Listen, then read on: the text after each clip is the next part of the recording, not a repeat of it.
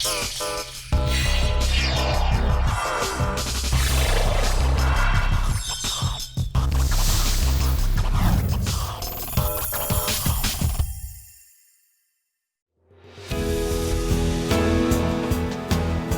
is a beautiful port city located in the southernmost tip of the Korean peninsula.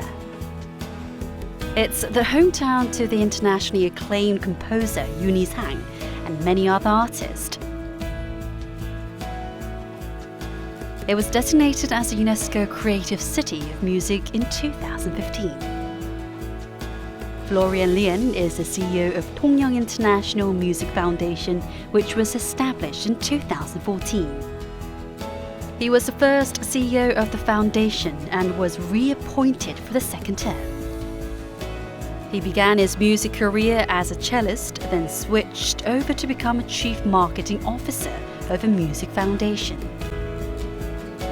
He has been busy in many places around the world for the past 15 years.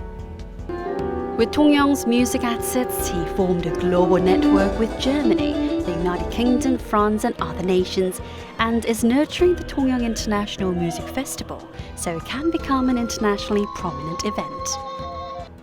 Florian Riem made it possible for Tongyeong to be designated as UNESCO Creative City of Music. Let's learn about his dreams and projects on this edition of the Innerview.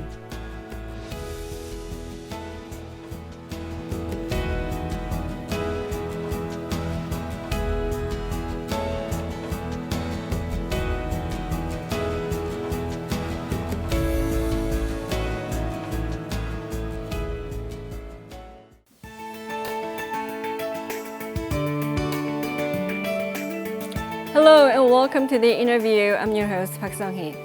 Tongyeong is a beautiful port city here in Korea and was designated UNESCO Creative City of Music.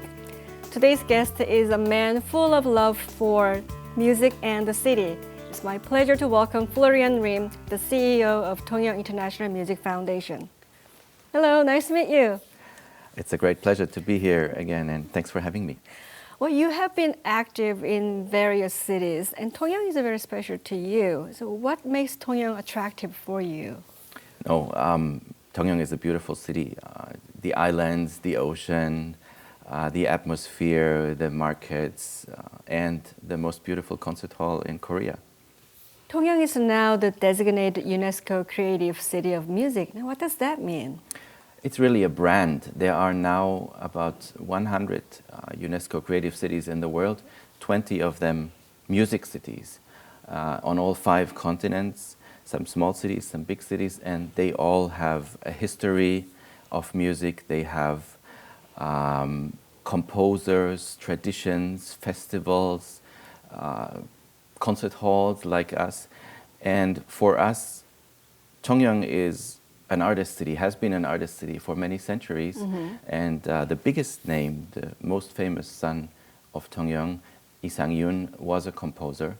So it seemed naturally to make this city a UNESCO city of music, a creative city of music.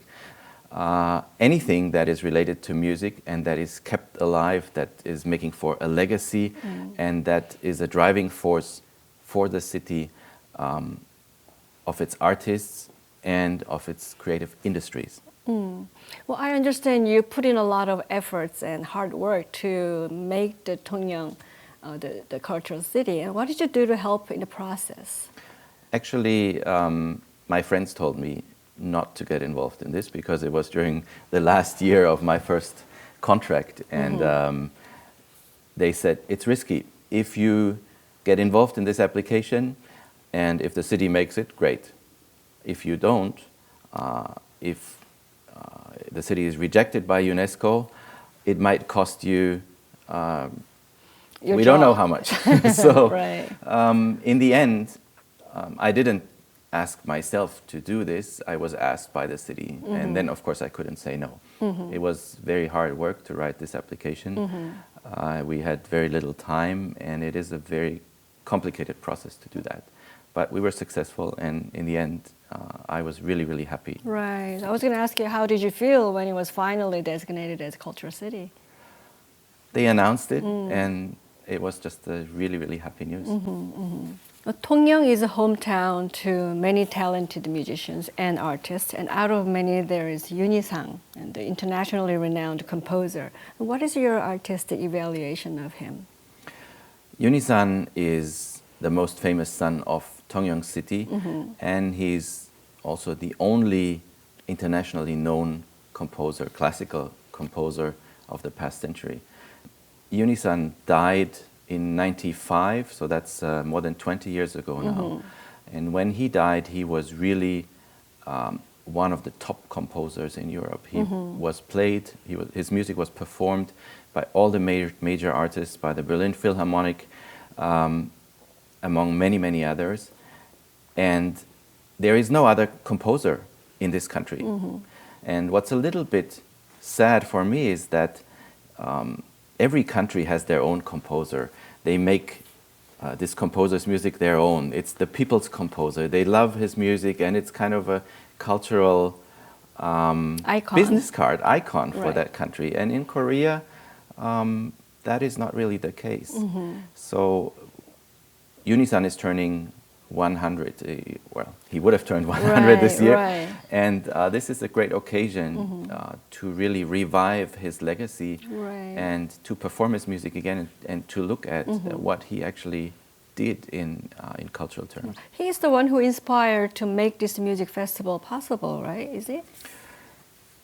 After he died, and he was born in Tongyeong, after he died, several people got together and said, okay, we have to do something for this composer. We have to keep his music alive. And they chose his birthplace, they chose Tongyeong, and said, okay, let's create a music festival to honor him and to really perform his music every year. And so in 2002, our festival for the first time was held back then in an old art center, in a really dusty, not very interesting looking culture center. Now 3 years ago, we opened our new concert hall that is really kind of Sydney Opera House-like, right on the seashore, beautiful architecture and acoustics. One of the best acoustics, one of the prime venues in Korea and in Asia. Right. And you are hired to be the first foreign CEO of Tongyeong Concert Hall, right? That's right. I was hired more than 3 years ago now. And as a music manager in the cultural field, you rarely have an opportunity like this to build up a completely new organization. We used to have a festival before. We used to have an old concert hall. But in 2014, our new hall was opened. We created a whole new foundation, a whole new company. And there was no basis to work on. It was everything up to me. And that is a very special situation that you don't get that you don't get anywhere else. So you have to build everything from scratch. You have to decide which artist am I going to bring? What are the people are going to like? And you have to decide wisely, and you have to divide your budget wisely, because if you don't, it's finished very quickly. You have an empty hall, and that's it. Well, many cities aspire to become cultural city, but very few succeed, right? And as an experienced and a successful art manager, do you have any recipe for success? You have to be true to yourself. You have to be creative. You have to have a certain motivation, and you have to find your own recipe. You cannot always copy what other people do. And that is actually one of the main pillars of our work. We try and do projects that are not being done elsewhere in the country. All the artists wants to go to Seoul. Nobody knows about Tongyeong. So we bring people to Tongyeong, and if they don't perform in Seoul at the same time, then the Seoul people will ask, why in the world is this artist performing in Tongyeong? In Tongyeong, right. Why are they not coming to Yeseol의 Cheongdang? Why are they not performing elsewhere in Seoul? Then the newspaper is actually coming to Tongyeong and asking why you don't perform in Seoul. And the answer is because we want to be different. We want to have artists that are not performing elsewhere in the country. So what challenges or difficulties did you face in the process, in the planning process? Well, budget is always limited, of course, and we cannot compare to a big city like Seoul. It's obvious. And with a limited budget, you can only do a certain number of productions. You have to figure out ways to bring in artists, to pay for their travel, to pay for their accommodation and everything. So to make that all work and to make it popular, to sell the tickets, to actually get the community involved, to get your citizens interested in your work, that is not an easy task. Well, thanks to your devotion and hard work for several years now, and you began your second term as a CEO last year, right? That's right. And you're the first foreign CEO to head Korean concert hall in 4 consecutive terms, and we'll talk more about it after this short video clip.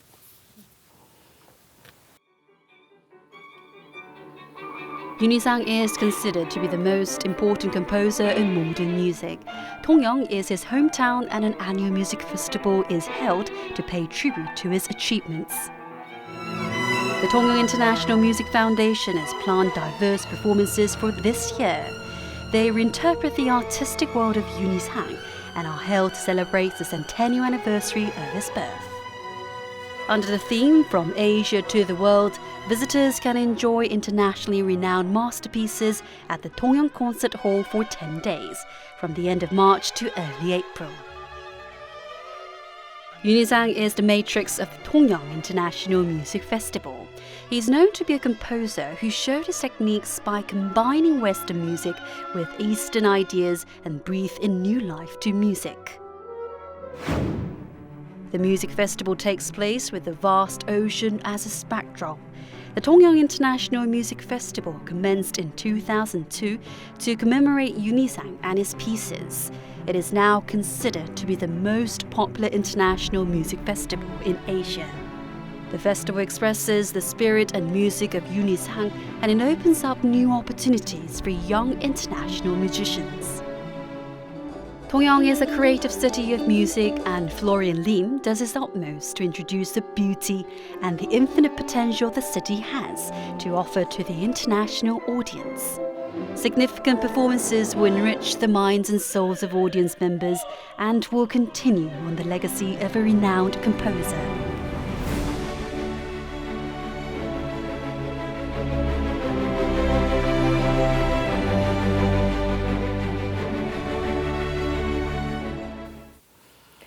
I did some research. I learned that you used to play cello, right? That's right. And 15 years later, you found yourself as a CEO in the field of art management. So what happened during those 15 years? Well, I was a cellist. I studied in the United States, then became an orchestra musician, and I played in an orchestra for 7 years. I did many auditions. I always wanted to get better. I wanted to have a career in music, but I didn't succeed. Auditions, it's the same in television. Right. It's really terrible. It's like you're standing there and naked, and everybody's looking at you, and you have to show what you can do. It's really, really difficult. And decided, well, I have to do something different. And I had built many relationships with artists, with managers over the years, and so one friend helped me to get a position as a manager. And from one day to the other, I just put my cello in the closet, played a last Beethoven 9th Symphony, and left the cello there, moved back from Asia to Europe, and started a completely new job.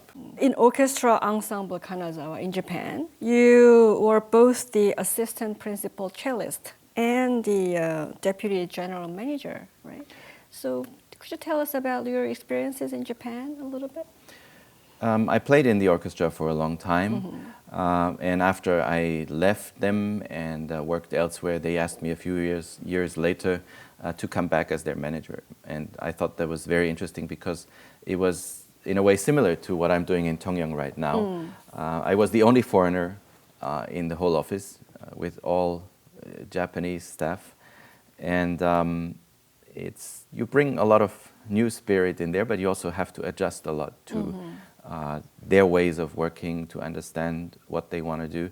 And if that chemistry works well, it can be a very productive and a very successful combination and a very successful way of working. And also in Germany, in your home country, you were active as a manager in fine orchestra, German orchestra, and the music festivals. And those experiences contributed to the growth of your, as a CEO at the later on, do you think? That's right. I was a general manager of a German symphony orchestra, and at the same time, I had 2 jobs. I also had a music festival. Right.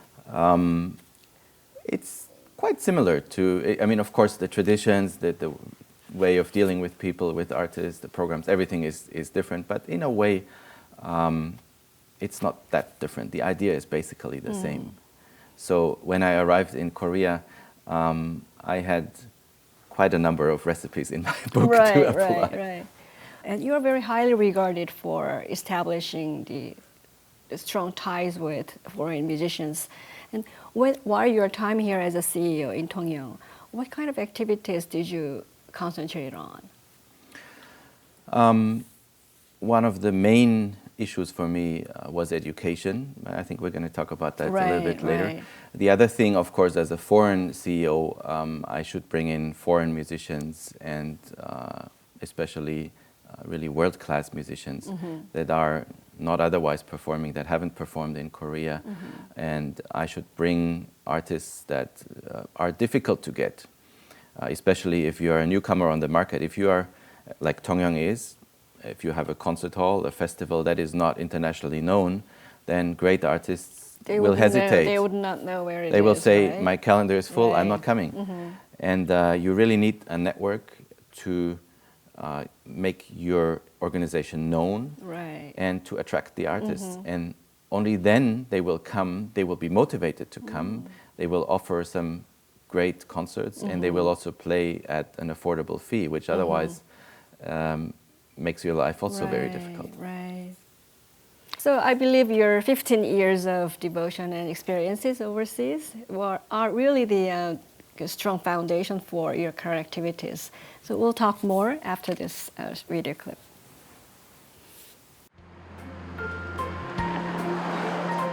We found Florian Riem not in Tongyeong City, but at the Goethe Institute Korea.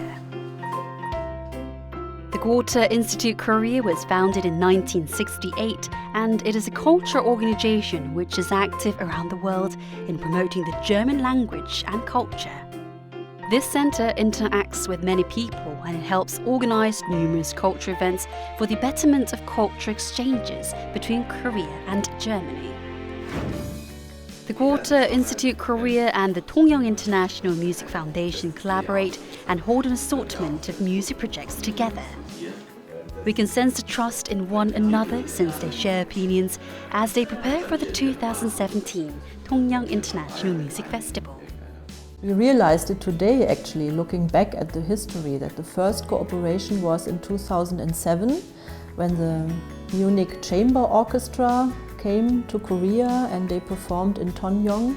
Since 5 years now, we have a very important project together, which is the Asian Composers Workshop. And in our meeting, which we just had with Florian Riem, we were discussing this year's Asian Composers Workshop, and I'm very much looking forward to it. The Asia Composers Showcase commenced in 2013, and it's held to support the creative activities of young musicians. This showcase provides opportunities for young composers from Asian countries to present their music to an international audience. I think he has so many qualities. I mean, it's really lovely to work with him. He's very inspiring, he has great ideas, and what he achieved already in Tongyeong is really amazing. Visitors can enjoy performances by musical maestros and promising musicians at the annual Tongyeong International Music Festival. Florian Riem's sociable and professional qualities stand out as he creates new music cultures to enrich our lives. It was a very important meeting because our festival is coming up in 2 months, and we had a great conversation, and everything is ready to go in 2 months, yes. Well, I was impressed with the school concert in which the students are in the audience. And I heard that you came up with the idea. So could you tell us about that? Well, you know, all over the world, audiences are aging. All over the world, we are lamenting that cultural education is on decline. People don't know anything about music, about the arts anymore. And actually, the government is doing quite a lot. There is many initiatives to bring music to the schools, and they're involved in many, many different parts in the country, and so they are in Tongyeong. But with these workshops, with these projects, student orchestras, choirs, composition classes, and all that, you always reach only a very limited audience. You reach maybe 20, 30, maybe 50 kids, and that's it. Now in Tongyeong, we have 32,000 children, school children, and I wanted to create something that would reach really every single one of them. So I made it a rule that every visiting artist, nearly every visiting orchestra, should not only perform in the evening for an adult audience, but also in the morning for the school. Oh. Many of them did for free, no fee paid for this. And we did 1 hour excerpts from evening performances with moderator, where we explain music to the children, where we explain instruments, how an orchestra functions, how an artist performs. And I made it a point not to really develop only children's programs. We really used adult programs from Unisan to Stravinsky to Beethoven to Stockhausen, some really contemporary composers as well as classical composers. I'm inviting the best possible artists, the highest level, because I think the best is only good enough for our children, and the children will understand that this is a great artist. Even though they have no idea, they don't know anything about music, they will feel somewhere inside that an artist should be in a certain level, right? World-class artist, yes. Well, that sounds great. What is your vision for Tongyeong? Could you visualize your dream for Tongyeong for us? Well, it is basically what is already prescribed in the Creative City of Music. I really hope that Tongyeong City will have a lasting cultural interest, that culture will remain an issue no matter what happens, no matter if governments change, no matter if organizations change. I hope that people will stay interested in culture, and especially in music, to keep the legacy of their artists alive. We are an artist city, not only a music city. We have many writers, painters, and other artists. And this is our chance. This is the big chance for Tongyeong to remain on the map. We're also a tourist city. We have many tourist attractions. We have a big cable car, and now this year the Skyline Luge, a new attraction, is coming that will bring many tourists to Tongyeong again.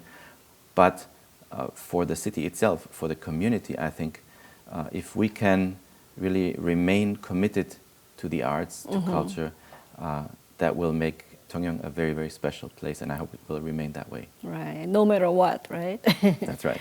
Well, this is the interview's official question. Could you say words of wisdom to those who aspire to be on the same path as you are and are taking new challenges every day? I think you have to listen to your heart, you have to be true to yourself, and you have to really try and do what you want to do, no matter how hard, how difficult it is. There will always be drawbacks, there will always be crises and problems. These problems are there to learn from and to build upon. And if you are strong, if you really believe in yourself, then you can do it and you can get anywhere you want. Well, I had a delightful time with you, Florian, and I'll definitely go visit Tongyeong to enjoy the performances that you have in store for us. I certainly hope so. Thank you so much for sharing your passion and love for Tongyeong with us today. Thank you.